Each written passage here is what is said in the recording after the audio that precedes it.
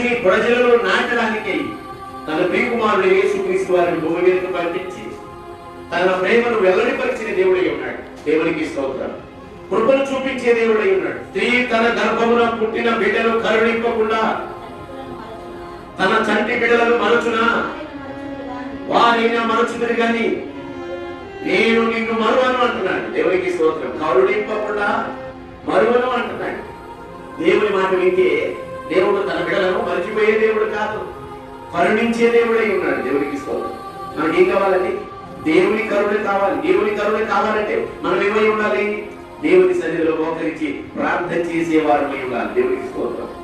ఆయన వైపు చూసేవారమై ఉండాలి. ఏమంటున్నాడండి?